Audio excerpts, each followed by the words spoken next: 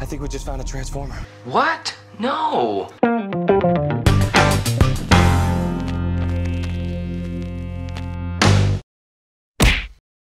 What's happening, everybody? David the Film Junkie here, bringing you a film review of Transformers: Age of Extinction. And of course, this is the 4th Transformers brought to you by Mr. Michael Bay. And this time around, he said, you know what? Let's start off fresh. Let's get a fresh cast. Let's get rid of Mr. Shia LaBeouf, Screams LaBeouf, and let's get rid of his too hot, really, why would they be with him, girlfriends. Let's get rid of the weird conspiracy dude. Let's get rid of the army dudes, and let's totally just introduce a lot better characters. So of course this time around it stars Mr. Mark Wahlberg, and he's just your normal single dad trying to raise a teenage daughter in Texas who's down on his luck, who likes to invent things. He's very good with his hand. He's a good engineer, and being in Texas, single dad, you would think that raising a girl by himself, she wouldn't grow up to look like a fucking Barbie doll. So then he stumbles on this old truck, takes it back to his garage, and then, you know, you saw that lovely little thing I had in the beginning. It just, when I first saw that line, I went, is he gonna start singing after that? Somebody cue the music, please. You might have just found a Transformer! So then he decides to help Mr. Optimus Prime, because humans are now hunting down Autobots as well as Decepticons. They're hunting them all down. They want them out of here because of what happened 5 years ago in Chicago and everything with the shit. But what about what happened in the previous 2 movies? They didn't even really mention those events. They have an ally that's kind of like a Transformer who's actually helping him. He's like a bounty hunter. And they have the seed thing, you know, that is the, what do they call that in a movie? I can't even think about it right now. I'm really, seriously, if you watch my vlog, you'll see why. And what did I think of Transformers 4? Well, obviously it's a Michael Bay shit sandwich. Yes, he has recast, and you think maybe they're gonna go, maybe it's gonna be a different kind of formula, but I will give him credit for this. He didn't start off the fucking movie with Optimus Prime narrating to try to get some exposition going so we know what the fuck's going on. I even said to my friend, I was like, please don't have Optimus Prime narrate the opening, come on! And he didn't, and I'll give him credit for that. Other than that, everything's the same fucking formula. And of course you got characters you don't give a shit about. I mean, let's go down the list. You got the daughter, who is like I said, I already showed her your picture. I mean, first off, it's kind of disturbing when she's supposed to be playing a 17-year-old, but the characters are in there are saying how hot she is, and there's a lot of shots of her legs, butt, cleavage. What?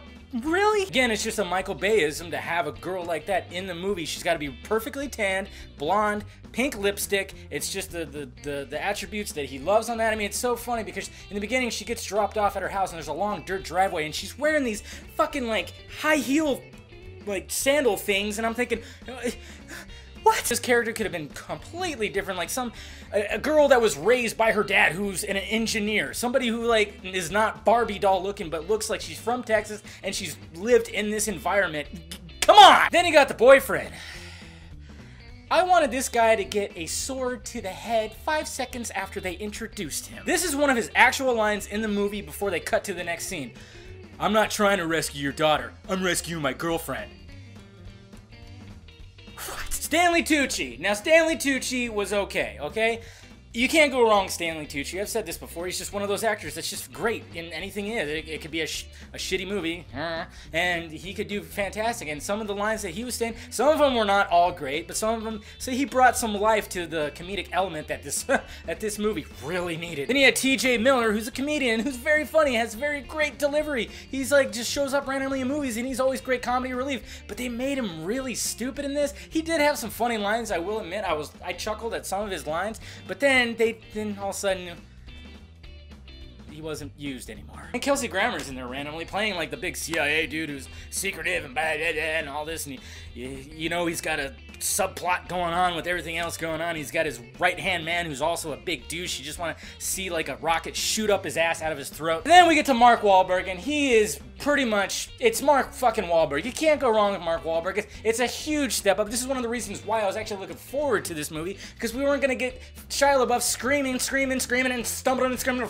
We're actually getting a badass dude who's in there with like a freaking alien gun, and he's, yeah, even though that was a stupid line too. Having my alien gun? I'm not saying that this movie was complete like, oh my god, I mean, It's entertaining. When you go to these movies, you're going there for the sheer entertainment. You're going there for explosions, Autobots. You're going there fighting. I mean, and they had that element, even though sometimes the special effects look like shit. I don't know about you, but sometimes they look great. And I'm thinking, oh, that was a cool shot, you know, everything. But then sometimes I look, I'm like, I could have did a better green screen job than that. They have these new robots that like break up into like little pieces and then put back together. And sometimes that just looked horrible. But overall, we know this movie's gonna make money, and shooting this Sunday, I already know it did make money, and it does suck that a movie like Edge of Tomorrow, which was well received by the public, by critics, it hasn't even made $100 million yet. Transformers, you know, looking like it did. And then of course, Michael Bay has a stigma attached to his name now, and he doesn't give a shit. He's almost kind of like the Justin Bieber, Miley Cyrus of the directing world, honestly. I mean, to the fact that, you know, no matter how much people hate him, he still makes money. And that's simply what's going on. And I think with Michael Bay, he got into a comfort zone, and he's afraid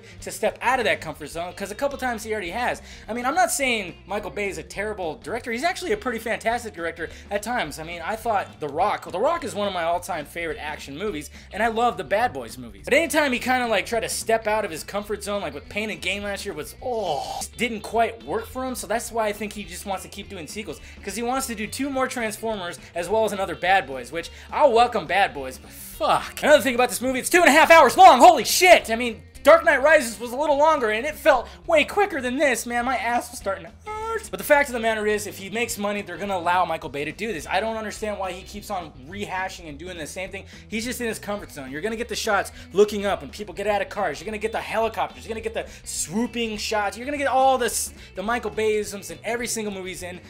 It's just what he's comfortable with. I don't think he's ever going to step outside that comfort zone. Maybe his next movie or the next Transformers, he could just open his brain up and be like, hey, let's try it this way. Let's try it a different approach. I don't think he's going to do that, because he's all flash. He's all show. He's just big time flash. He's just a big director rock star, and he just wants to blow shit up, blow shit up, blow shit up. I mean, not even Michael Bay liked his movie.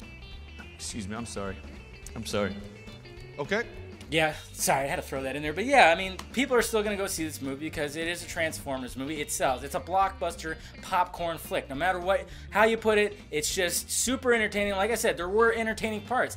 It's not all a shit sandwich, but the dialogue sucks. The jokes were terrible. Some of the acting was terrible. I mean, even Mark Wahlberg got to the point where he started talking like he did in The Happening, and nah, we don't want that. You don't care for the characters, even like the Transformers themselves. I mean, they have some new ones. The only ones that returned were Optimus and Bumblebee, and they were just normal, I guess you could say. And then they had a couple of these other ones, and it was just kind of like, why are you talking, trying to make jokes while you're shooting and trying to, So let me know what you thought about Transformers 4. I'm sure a lot of you agree that it was pretty bad.